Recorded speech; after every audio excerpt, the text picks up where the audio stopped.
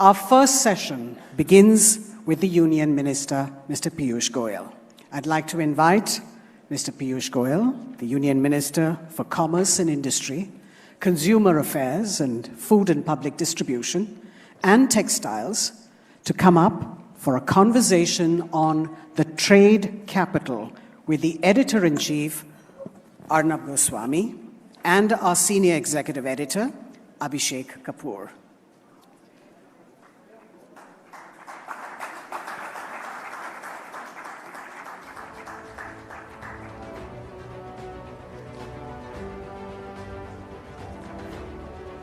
Ladies and gentlemen, with a prolific 3-decade-long career in politics, Mr. Piyush Goyal has established himself as a problem solver par excellence. With Mr. Piyush Goyal at the helm, India has managed to touch an all-time high of $750 billion in exports, witnessed a 35% jump from the challenging pandemic year of 2021. Now, as the Union Minister of Commerce and Industry, Consumer Affairs and Food and Public Distribution and Textiles, Mr. Goyal is charting out a path for India's transformation by closing free trade agreements with a diverse set of nations. On your screens, you'll be able to see now an image of the Union Minister inking the historic Economic Cooperation and Trade Agreement with Australia. And of course, there are many more such agreements to follow as India transforms into a pivotal trade hub. So it's over to Arnab and Abhishek to steer that conversation. Thank you, Rini. Thank you so much. And Abhishek and I were just saying, Mr. Goyal, that we really miss your high-energy performances on political debates nowadays. Don't we all? Yeah? Yeah, Shahzad? Yeah, absolutely. You have to compensate and wake us all up this morning. But it's great to see you, Piyush. Great to see you. Thank you, Arnab, and congratulations for this wonderful journey of 6 years. You forgot one element of Sabka Saath, Sabka Vishwas, your prayas. We must compliment you for all the dedicated effort you put in to bring this channel to life. You were almost a startup 6 years ago. I remember those days struggling with all the difficulties, and of course your tryst with the government hounding you also in my home city. Yes. But you stood your ground, and I must compliment you for this journey of transformation. It's absolutely so kind of you to say that. You've always been most encouraging, Mr. Goyal, and I value our friendship.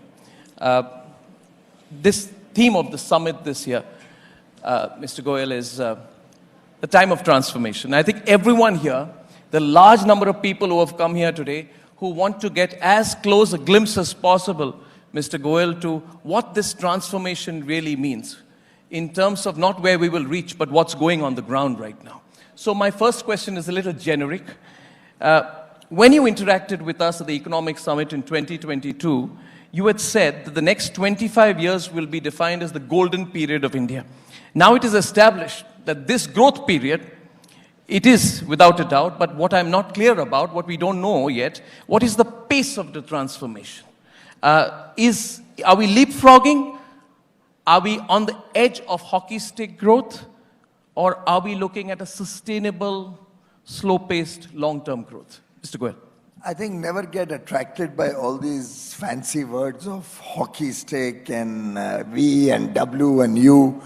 Those are not the elements that will ultimately define the success story of a nation.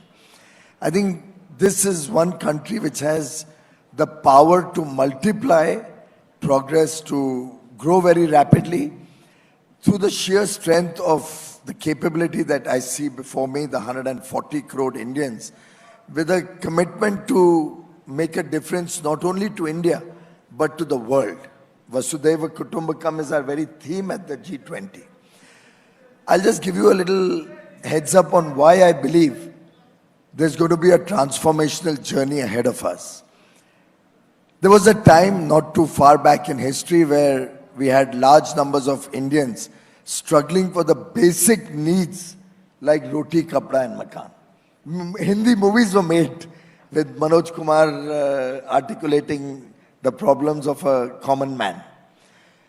You had a situation where so many of our Indian families would get down into literally dead for the rest of their life if somebody in their family fell ill and needed medical treatment. The country did not have the basic amenities, the needs of life, drinking water at home, electricity, digital connectivity was a dream or only for those who are privileged in some of the major cities.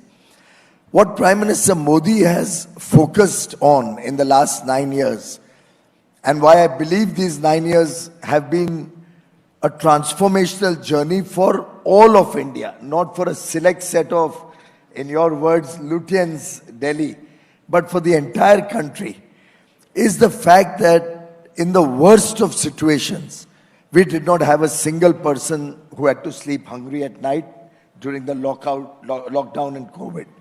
Today, the entire country has the basic needs of life: Roti, Kapda, Makaan, Swasth, Shiksha, digital connectivity, Bijli, Pani. Pani is an ongoing process. The Jal Jeevan Mission would be taking water to every home in the next 2 years. It's already crossed 9 or 10 crore homes who have been given water connections through a tap for the first time in their life.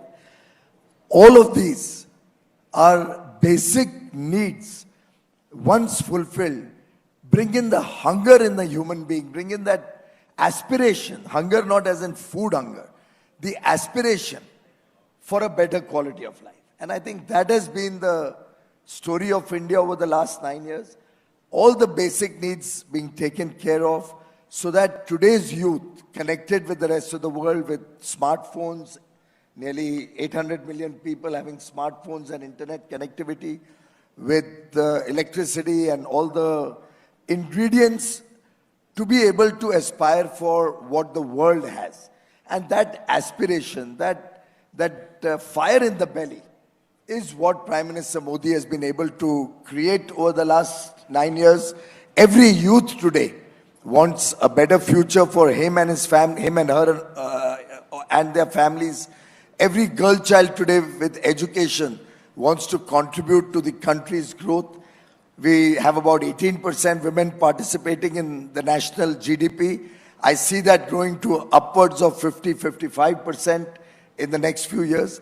And therefore, I see before me very clearly an India which will be not less than $35-40 trillion economy with inclusive growth around the country by 2047. And I can give you a simple data point. Last 25 years, with all the difficulties that each one of us have experienced and seen, with all the problems, the country was able to grow 10x from 350 to 3.5 trillion. Even on a business as usual case, we would become a 35 trillion. Correct. So given the transformational I'm changes, very curious on, we could look at going beyond 40. I'm very curious on the numbers because you also said that we'll become the third largest economy by 2027. And you've said 38 trillion economy by 2047, which means that we need to surpass Germany and Japan, which are already, Abhishek, what, $4.9 trillion economies. Are you saying, because my question was on pace of growth. A lot of people who run businesses are working, just want to understand, are you saying we can achieve that in the next 2 years? Well, I'll tell you why we can achieve Yes. that. You look at a recent study that Bloomberg did, and Bloomberg came out with a very clear picture of what's happening in the world. While almost every country has a high probability of recession in the coming years, all of Europe is between 50-55%. UK, I think, was at 75% possibility of recession. Where was India? Zero. Zero probability of a recession in India. Look at the fact that our fundamentals of the economy today are exceptionally strong. Strong foreign exchange reserves, inflation under check, You remember the days we used to debate on television and you were into your aggressive best when there was 11-12% inflation in India, and you would have the then Congress government almost writing it off as, oh, so what? It's bound to be there for a developing nation. It's another matter that the then finance minister blames the other finance minister before him and who's no more here to defend himself. On television, on a public stage, it's so sad that to a person who's no more there to defend himself is being blamed for that 11-12% inflation in the Congress regime. For Prime Minister Modi, it's the whole of the government. We are one government. We are all collectively responsible, and our actions speak for themselves. Every action is coordinated. Every action results in a benefit for the common man. All the work that we are doing, be it free trade agreements for that matter. Yeah. The ultimate objective is a better life for the people of India, jobs for our people, new opportunities. And I think today's youth is now energized, is now empowered to really contribute to India's growth story. Abhishek. Okay, so since you mentioned that we were a startup in 2017, I can tell you we are a startup even now in terms of our spirit, you know. And Ornob is transforming us every day. Sometimes we are transmogrifying also. And thank you. What is that? Transmogrifying? And we'll have a chat after the event. You know, every day you're thinking of doing something. Abhishek, the boss is always right. Yeah, of course. But we are transmogrifying. 20 years of friendship just went down in the drain. No, but serious note. So when you say $35-40 trillion economy, what's the nuts and bolts? What's really happening? For example, 2047, is rupee going to be the currency, global currency? If yes, what are we doing now to make the credibility of rupee durable for that long, beginning now? And how many countries would be trading in rupee? How many banks? Things like that. Also, like I said, we are a startup. I see, you said whole of the government approach. Is some midnight burning of oil happening to make sure that we see that happening over the next 20 years? Well, and what kind of midnight burning? Knowing the Modi government, you should know that midnight is too early. Midnight is the time we only leave the office with the files in our hand to still work after that. So Prime Minister Modi has been clear from day one. आप जितना काम करोगे, मैं 1 घंटा उससे ज़्यादा करूँगा. And he encourages us to actually spend every moment of our time in contributing and giving back to society. I remember once asking him, कि प्रधानमंत्री जी आप छुट्टी क्यों नहीं लेते हैं? कभी तो छुट्टी ले लीजिए. He says, मुझे जनता ने छुट्टी लेने के लिए प्रधानमंत्री नहीं बनाया. एक मौका मिला, एक अवसर दिया है. उस अवसर को कैसे हम इस्तेमाल करें जिससे ज़्यादा से ज़्यादा लोगों का लाभ हो सके, ज़्यादा से ज़्यादा लोगों तक हमारे सब कार्यक्रम पहुंच सके, मुझे तो उसकी चिंता लगी रहती. And I tell you, I remember in 2014 in the first or second interaction, what was his guidance? Jitendra Singh ji is here, he will recall that, and he is working right in the Prime Minister's office. His guidance were basically 2 or 3 very simple, elementary. One, all of India needs to grow if India needs to become a prosperous country. The West and South cannot have the privilege of being growth engines, and the East or the Northeast or the northern parts of India cannot remain deprived of development. And you see that in his actions. The way he has focused on the development of the eastern states, the northeastern states, the way he's looking at India as one country. So when he says power for all, he doesn't discriminate. There's no bhed bhav. Power for all means power for all. It will not be that one community or one set of people will get power. When he says everybody gets a tap, water from their tap, it's for everybody. When he talks of housing, he talks that everybody should have a right to a proper home. Digital connectivity. Each one of his programs is taken up in a saturation mode, and particularly focus being on the less developed regions. Second thing he told us was, don't look at elections. Elections will come and go. Focus your energies on outcomes. Get really good results of the work that you're doing. Sometimes the work that you're doing may not be electorally very prudent, But you don't bother about that. Focus on what is good for the people of India, and they will respond for what is good for them. ये जनता बड़ी समझदार है, सब कुछ समझती है. So is becoming a primarily manufacturing economy one of those outcomes that you're looking for? I mean, our jump from an agrarian to a services, tertiary sector based economy broke the iron laws of development economics, Mr. Goyal. Just broke it. So are we setting a goal that do we want to continue to bank on services for growth, or do we want to become primarily a manufacturing driven economy? I think there's a role for each of the segments of the economy, be it agriculture, be it manufacturing, be it services. Just for a moment, imagine if our annadatas, our farmers hadn't contributed so significantly to our food security. Could we have overcome this very severe COVID crisis, the once in a century pandemic? The fact that Food Corporation of India continued to procure food grains, and our farmers did us proud with the huge production of food products that they do, we were able to overcome COVID without anybody ever having to face starvation. I'm told during the Spanish flu 100 years ago, more people in India died because of starvation than by the Spanish flu itself. We were able to, of course, Prime Minister Modi came up with the Pradhan Mantri Garib Kalyan Ann Yojana.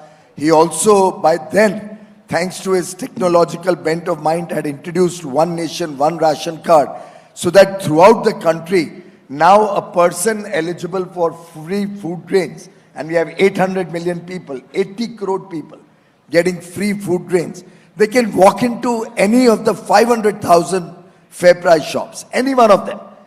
And they don't even need a ration card. Their thumb impression and their Aadhaar number is their identity. And they can take whatever food grain they want. They can take part of it as a migrant labor in Surat or Hyderabad, and the rest in their hometown in Odisha or West Bengal. The fact that he has prepared the foundation of a strong economy is what held us in good stead during COVID.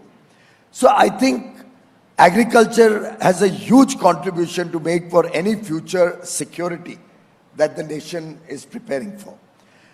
Manufacturing is something that we lost out on, particularly after the relations that were created by the then government between China and India and encouraged in the 2004 to 14 period.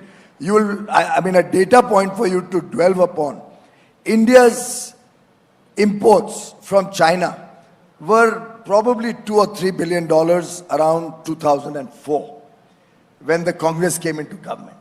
I don't know what they signed up in their agreements with the Chinese Communist Party, but it resulted in our imports from China going up manyfold to over $50-55 billion in a short span of time.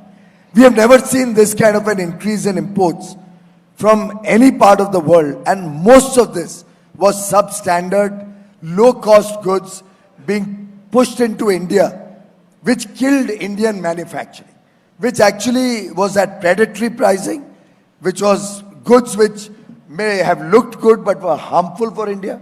We recently did the action on the toys.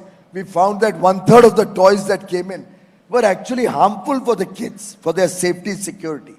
And these type of goods, in a way, damage the very firmament of India's manufacturing base. We are now trying to overcome that. We are bringing in quality control orders. We are introducing awareness amongst the people of India that ये छोटा सा जो 10-50 पैसे 1 रुपया बचाने के चक्कर में हम भारत की अर्थव्यवस्था को कितना डैमेज करते हैं. How many lakhs and crores of our young boys and girls lose out because of these indiscriminate imports. And the fact that India opened its doors for all of these products actually killed Indian manufacturing to the extent that when we go out there to try and get Indian manufacturers to invest, we really had a difficulty in the first 3 or 4 years. People were so used to low cost. At times, I actually asked the Chinese Commerce Minister during the RCEP negotiations that, look, my manufacturing costs of this glass is more than the cost at which it comes landed to India, delivered, marketed and sold. How the hell do you do it? Can you share some data points? He says, no, we can't give you any data about how we do our business practice. Completely irregular and in a way breaking all the rules of transparency. Will you correct this imbalance? Sorry? Will you correct this imbalance? We that you've inherited vis-a-vis China. One of the first steps India took, and it was a very bold step, was walk out of RCEP, the Regional Comprehensive Economic Partnership. Correct. That the Manmohan Singh government had put us into. You know, India was never a part of RCEP. The RCEP was without India. There were 15 other nations. Our government had a meeting at the highest level and decided to get into the RCEP negotiation, despite the fact we already had free trade agreement with all the 10 ASEAN countries, with Japan, with Korea. Correct. We were on the verge of signing up with Australia at that point of time in 2011 or 12 when we joined RCEP. New Zealand was a very small trading partner, $200-300 million of trade. So effectively, the Manmohan Singh government, Congress government, the government led by the Gandhi family, I mean, they were monitoring and remote controlling the whole government. That government pushed India into RCEP, because of which we would effectively have been doing a free trade agreement with China. How would that have been for India? Absolutely. How would that have hurt India's zero duty imports coming in from China for the rest of our life? We could not have competed in manufacturing. Manufacturing could have been dead if India had joined RCEP thanks to what was started by the Congress party. So since walking out on all the, you're closing all these FTOs after walking out of RCEP, and you're talking to Russia, UK, EU, Canada, GCC, Gulf Cooperation Council. Apparently you wake up every morning, you have a target of 1 FTA a week. Well, tomorrow I have 4 ministers from Europe coming to India. Yeah. The EFTA, European Free Trade Agreement Zone, Free Trade Area Zone. Incidentally, the fact that all of the countries in the world today are approaching India. I had about 16, 17 trade ministers visit India only in the month of March, only in 1 month. The British feel you're a very tough negotiator. Before I come to that, I want to thank the people of India. All of this enthusiasm, all of this excitement, all of this desire to work with India has 3 elements in it. First and foremost, it is you, the people of India, the 140 crore Indians with huge talent, huge management skills, with huge demand and appetite for good quality goods and services. They respect the huge market opportunity from India, for the rest of the world, and for India, for the people of India, which is exciting the world to come and work with India. So thank you very much, all the people of India, all the youth of India, due to whom we are able to get so much excitement about India. Second is the fact that we have a decisive leadership, the fact that you gave us 2 terms of an absolute majority government, because of which they see political stability. They see in Prime Minister Modi, in the words of the Italian Prime Minister, the most loved leader in the world. Recently, Commerce Secretary Gina Raimondo is on record. The way she has articulated her admiration for Prime Minister Modi, for his knowledge, she had a conversation with him which revolved all around quantum computing, artificial intelligence and technology. And she was literally taken aback with the depth of knowledge that the Prime Minister had on these very, very critical and complicated issues. So what I'm trying to say is the world today is looking at a leader whom they look upon not only as a leader of India, but a leader of the world. I was in Italy last 2 weeks back. The Italian Deputy Prime Minister tells me the only person who can solve this war and the conflict going on is Prime Minister Modi. That's the level of confidence and expectations in our leadership. And the third is the strength of our democracy. We are the mother of democracy. We had democracy, the rule of law. We had the power of the people of India being reflected in government, in decisions for thousands of years. It's unfortunate that we got into the colonial mindset over the last 200-300 years. And which is why when the Prime Minister speaks about the Panch Pran, The fact that collectively with a sense of duty and maintaining the unity and integrity of India, each one of us will unshackle from our mind the colonial mindset that we've had, unfortunately. Go back to our roots, our traditions, our history, our rich culture, our heritage, and make India a developed nation by 2047. Eminently doable. It will happen. There's absolutely no power on earth that can stop this from happening. The quintessential reporter in me, looking for some headline hunting, you know. So, this free trade agreements that you are on a signing spree with talks on with the UK as well. If they're using this Khalistani issue as a foreign policy tool, why don't we get back? Well, first of all, let me clarify, there's no signing spree. India does deals on its terms, on what is good for the people of India, what is good for business in India, and what is good for our long-term. The signing spree is the measure of people wanting to do trade with us. Point two, every deal stands on its own merits. Every free trade agreement one has to study, one actually has to crystal gaze. 20 years, 30 years, 50 years into the future. What is the impact of each of the elements? So when we talk to UAE or Australia, I literally have to see where that country is going and where I will fit into the matrix for the good of India, and they have to protect their interests. No agreement. And we all as businessmen know it has to be a win-win for both. So I assure you, each agreement will be done for India's interests. There are, of course, political issues we have with many countries. The political issues are taken care of by the respective dialogue, diplomacy, and in the correct fashion in which political diplomacy has to be done. But economic diplomacy demands that India, if we want to become a developed nation, should engage, should trade, should do business with like-minded countries, with democracies, with powerful economies, with strong economies, with big purchasing power. I mean, if you go to your competitors and open your market, you're going to be out of business. But when you open your markets for countries who are not your competitors, but who are complementing your skills, I think that's where the maximum benefit comes from. Last quick question, Mr. Goyal, on balancing global interests. You are having a free trade agreement with the British, and I don't have any problems seeing the British wince a little bit. You can trouble them as much as you want. We are quite enjoying it. When the British come and say that, you know, your government's giving us a tough time, it's like, it's a good feeling. The question is, you're also talking to Russia on FTA, while simultaneously being in talks with the UK. This is marvelous. How does one do this balancing of global interests? Well, first of all, I am not trying to make anybody cringe or make anybody feel bad. I think trade diplomacy involves a lot of give and take and a lot of negotiations. So I can tell you, even if Arnab Goswami wants it and wants a headline, he's not going to get from me a thing that we are creating a problem for UK. There's nothing of that sort. Each country protects its interests. We are protecting our interests. They are protecting their interests. So let me assure you that it's not a one-upmanship. It's not some fence fight or a sword fight that we are engaged in. We are engaged in mature discussions, which are in the best interests of both countries. And ultimately, if we don't see any good in it, we wouldn't have been there in the first place. We see some merit, which is why we are engaging with them.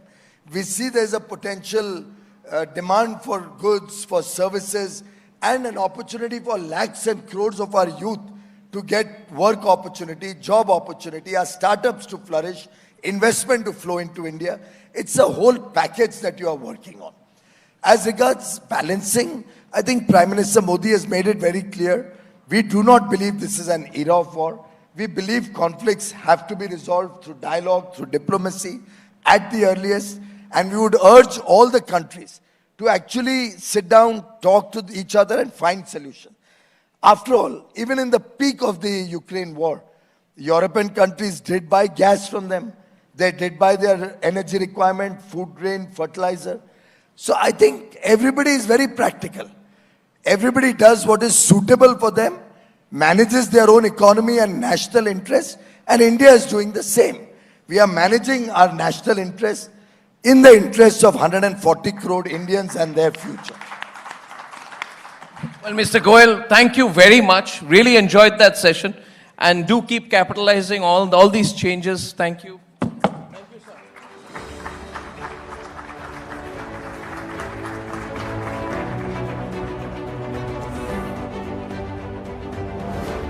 Thank you very much, Mr. Piyush Goyal, for that insightful conversation. It's always refreshing to hear your thoughts. Our next guest, ladies and gentlemen, Dr. Jitendra Singh, is the futurist minister who is at the heart of India's space transformation and breakthrough innovation.